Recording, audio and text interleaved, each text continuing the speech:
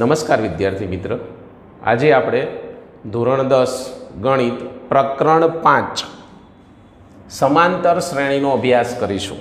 કઈ શ્રેણીનો અભ્યાસ કરીશું? સમાંતર શ્રેણીનો. હવે સમાંતર શ્રેણી પહેલાં કહેવાય કોને? તો સમાંતર શ્રેણીની વ્યાખ્યા હું તમને ડાયરેક્ટ સમજાવી તો ખબર પડશે નહીં. તો પહેલાં આપણે શરૂઆત કરીએ કે સમાંતર શ્રેણીના પ્રકાર કેટલા પડે. અહીંયા આપણે સમાંતર શ્રેણીના પ્રકાર કેટલા આવે છે. તો સૌપ્રથમ આપણે અભ્યાસમાં આગળ વધીએ તે પહેલાં આપણે એના બે પ્રકાર જોઈશું. ફર્સ્ટ અને પછી આપણે અહીંયા લઈ લઈશું બીજો પ્રકાર.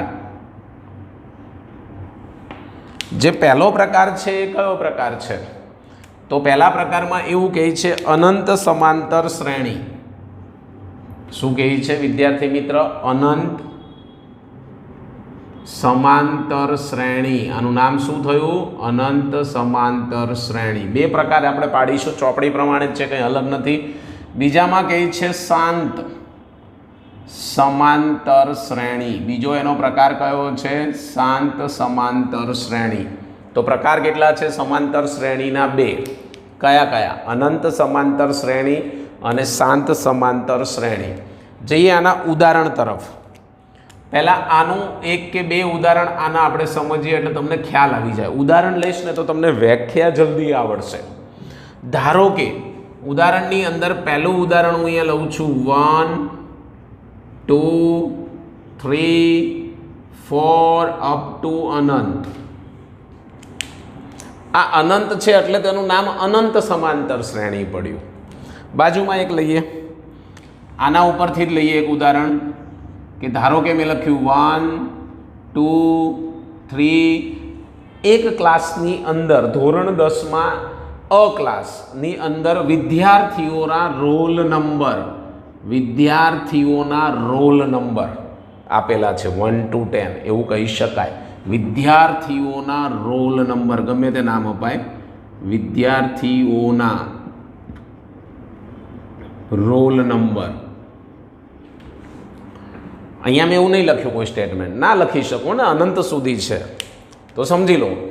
આમાં અનંત સંખ્યા એટલે કે તમને લાસ્ટ અંતવાળી સંખ્યા આપેલી છે, તમે જોઈ શકો છો.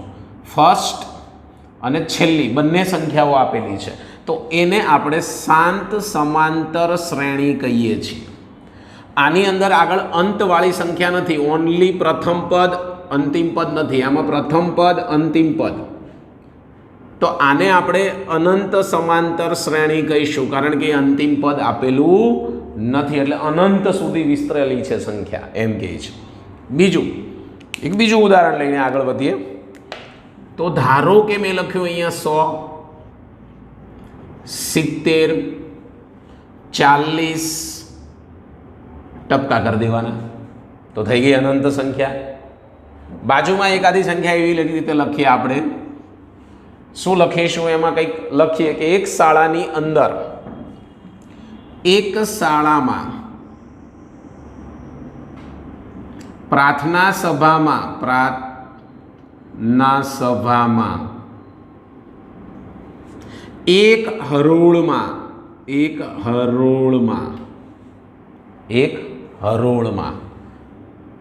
ઊભેલા કે બેઠેલા ગમે તે લઈ શકાય. ઊભેલા વિદ્યાર્થીઓની સંખ્યા. આમ તો વિદ્યાર્થીઓની ઊંચાઈ પણ કહી શકાય. તો વિદ્યાર્થીઓની ઊંચાઈ ચોપડી પ્રમાણે જઈએ, નકર તો આપણે આગળ બીજું લઈ શકીએ. શું ઊંચાઈ આપી છે ગમે તે તમને ઈચ્છા પડે ત્યાંથી સ્ટાર્ટ કરો. ધારો કે 148 149 તો અંતિમ પદ પ્રથમ પદ અને અંતિમ પદ આપેલું છે. તો આને આપણે શાંત સમાંતર શ્રેણી કહીશું, આને અનંત સમાંતર શ્રેણી કહીશું. બીજી એક વાત આપણે આની કોમન હવે શરૂઆત કરીએ. હવે બીજા ઉદાહરણની મને એવું નથી લાગતું તમને સમજાવવા જોઈએ. બે ઉદાહરણ મેં સરસ મજાના તમને આપી દીધા છે. હવે આપણે એક આગળ વાત વધીએ કે આ દરેક બંનેની વાત કોમન છે કે આ દરેક સંખ્યાને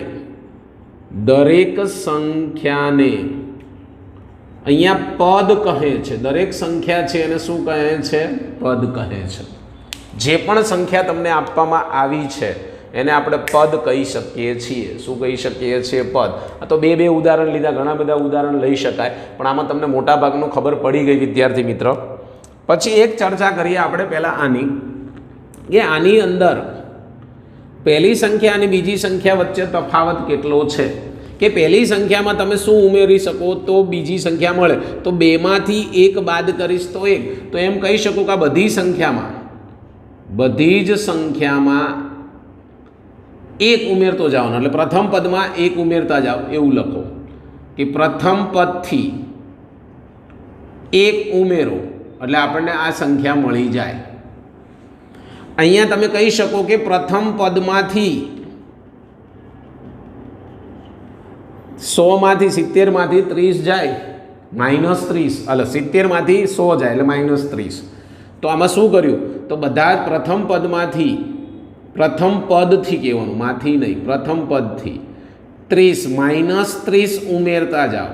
ઉમેરો, માઇનસ લખ્યું ને એટલે ઉમેરો કહી શકાય. માઇનસ ન લખો તો બાદ કરતા જાઓ, આવું પણ લખાય. સમજણ પડી કે નહીં? સેમ એવું અહીંયા ઉમેરતા ગયા છે, અહીંયા એક ઉમેરતા ગયા. જુઓ, એક ઉમેરતા ગયા છે. 49, 148 પછી 149 એટલે એક ઉમેર્યો. તો કોઈને કોઈ સંખ્યામાં કંઈક ઉમેરો થયો કહેવાય. બીજી એક વાત કે બધાનો સામાન્ય તફાવત સરખો આવે એટલે એને શ્રેણી કહેવાય, સમાંતર શ્રેણી. બાકી સમાંતર શ્રેણી ના કહી શકાય. એની વ્યાખ્યા હમણાં સમજાવું છું. આ 100 છે એ એક પદ છે, 70 છે, 40 છે, આ બધા દરેકને આપણે શું કહીએ છીએ? પદ કહીએ છીએ. આ યાદ રાખો. તો આની હવે વ્યાખ્યા ઉપર જવું છે. આના ઉપરથી થોડીક મેં તમને હાઇલાઇટ કરી અને હવે આપણે જવું છે એની વ્યાખ્યા ઉપર, કે એની વ્યાખ્યા શું કહેવા માગે છે. સિમ્પલ છે વિદ્યાર્થી મિત્રો, વ્યાખ્યામાં પણ કશું જ નથી, કે જેમાં પ્રથમ પદ આ 100 પ્રથમ, 1 પ્રથમ, અહીંયા 1 પ્રથમ, અહીંયા 148 પ્રથમ પદ સિવાયના કયા કહેવાય? પ્રથમ પદ સિવાયના. અહીંયા 2 પછીના બધા પ્રથમ પદ, અહીંયા 100 પછીના બધા, અહીંયા 1 પછીના, અહીંયા 148 પછીના પ્રથમ પદ સિવાયના પ્રત્યેક પદ આના પછીના દરેક પદ, એમ પ્રત્યેકની જગ્યાએ તમે દરેક પદ પણ લખી શકો છો. આગળના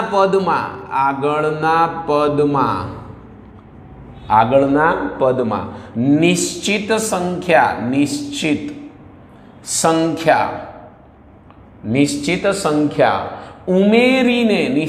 સંખ્યા ઉમેરી મેળવવામાં આવતી અથવા મેળવી શકાય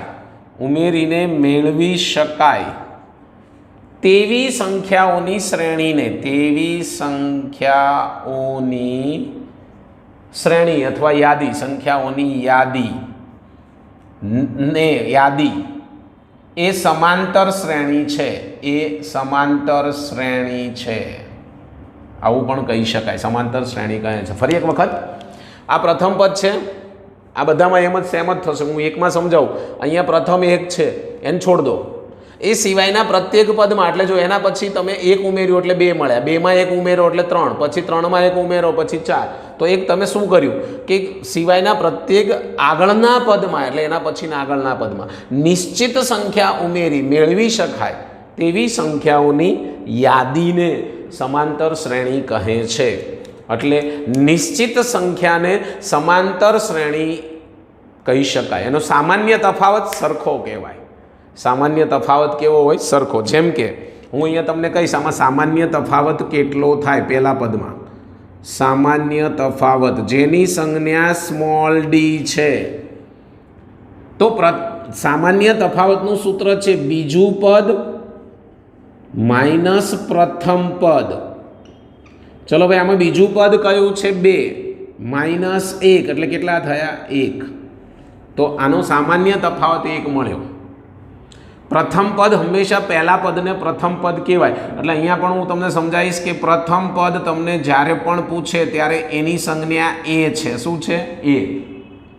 પહેલામાં 1 છે, બીજામાં પ્રથમ 100 છે, અહીંયા 1 છે, અહીંયા 148 છે. આ યાદ રાખજો. શું છે? 148. ક્લિયર? તો શું થાય? આ જે નિશ્ચિત સંખ્યા છે એને શું કહેવાય? આ જે નિશ્ચિત સંખ્યા છે એને સામાન્ય તફાવત કહે છે. આ નિશ્ચિત સંખ્યાને શું કહેવામાં આવે છે? સામાન્ય તફાવત. અને પહેલું જે પદ છે એને પ્રથમ પદ કહે છે. હું તમને સમાંતર શ્રેણી તરફ આગળ વધારી રહ્યો છું, આ યાદ રાખજો વિદ્યાર્થી મિત્રો.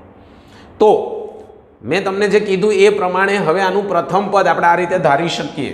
કોઈ પણ સમાંતર શ્રેણીને તમે આ રીતે લઈ શકો છો. સમાંતર શ્રેણીને, સમાંતર શ્રેણી, પ્રથમ પદને તમે A1 કહેશો, બીજા પદને A2, ત્રીજા પદને A3 અપ ટુ અનંત લખો તો એને અનંત સમાંતર શ્રેણી કહેવાય.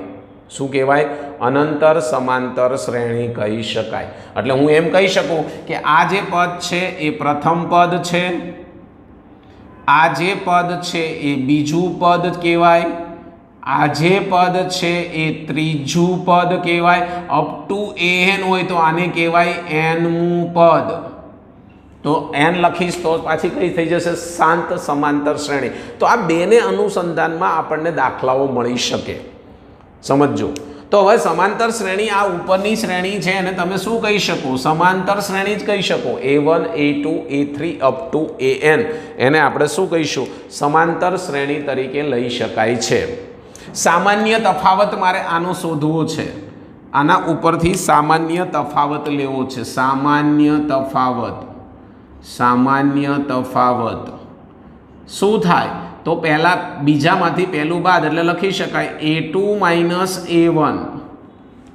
એવી જ રીતે A3 માઇનસ A2, એવી જ રીતે અપ ટુ અનંત સુધી લખી શકાય. હા, છેલ્લા પદને આવું લખી શકાય an માઇનસ n માઇનસ 1 અથવા an પ્લસ 1. અથવા આવું કોને છેલ્લું પદ આવતું હોય એ કયું આવે તમારું?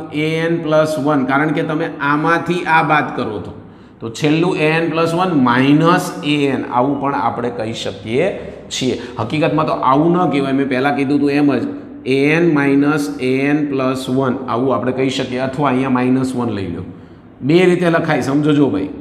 an માઇનસ 1 અથવા an પ્લસ 1 માઇનસ an આવું પણ કહી શકાય. અને આ જે બધું મળ્યું એને હું d કહીશ. d એટલે શું? સામાન્ય તફાવત. ફરી વખત A2 માઇનસ A1 બરાબર A3 માઇનસ A2 બરાબર an માઇનસ એની આગળનું પદ એટલે an માઇનસ 1. એના આગળના પદને આપણે શું કહીએ? a માઇનસ 1 તરીકે લખી શકાય. માટે હવે તમે કહી શકો છો કે આની શ્રેણી શું બને? આનું સામાન્ય વ્યાપક સ્વરૂપ શું? સમાંતર શ્રેણીનું વ્યાપક સ્વરૂપ કયું? વ્યાપક સ્વરૂપ યાદ રાખજો વિદ્યાર્થી મિત્ર. વ્યાપક સ્વરૂપ ખાસ યાદ રાખવાનું છે તમારે. શું થાય વ્યાપક સ્વરૂપ? તો હું કહી શકું છું અહીંયા, ધારો કે સામાન્ય તફાવત, સામાન્ય તફાવત d છે અને પ્રથમ પદ a છે. શું કીધું મેં? સામાન્ય તફાવત d અને પ્રથમ પદ a. તો આ વ્યાપક સ્વરૂપ હું આવું લખી શકું. પહેલા પ્રથમ પદ, પછી a પ્લસ d, પછી a પ્લસ 2d. કેમ 2d? કારણ કે ડિફરન્સ પહેલા પદમાં ડબલ થાય. પહેલા પદમાં d ઉમેર્યો તો આમાં d ઉમેરીને તમે આગળ જશો. આની અંદર તમે d ઉમેરો એટલે અહીંયા શું થાય? d પ્લસ d, તો આને શું કહેવાય? 2d. પછી એવી જ રીતે તમે આમાં d ઉમેરો એટલે a પ્લસ 3d. સમજી લેજો. અને અપ ટુ અનંત સુધી લખી શકાય. તો આ જે શ્રેણી છે એને સમાંતર શ્રેણીનું વ્યાપક સ્વરૂપ કહે છે. a plus d, a plus 2d, a plus 3d up to અનંત. આ શ્રેણી બને ક્યારે સાહેબ? તો તમે જો સામાન્ય તફાવત અને પ્રથમ પદ જાણતા હો, આ બે વસ્તુ જાણતા હો, તો સમાંતર શ્રેણી તમને ઇઝીલી મળી જાય છે. તો આના આધારે એક બે ઉદાહરણ એના પણ આપણે જોઈએ. ચોપડીના ઉદાહરણ હજી મેં સ્ટાર્ટ નથી કર્યા. હું તમને જે સમજાવી રહ્યો છું માત્ર આપણી હોમ પ્રોડક્ટના ઉદાહરણ સમજીએ છીએ અત્યારે. પછી આપણે ચોપડીના ઉદાહરણ સમજીશું.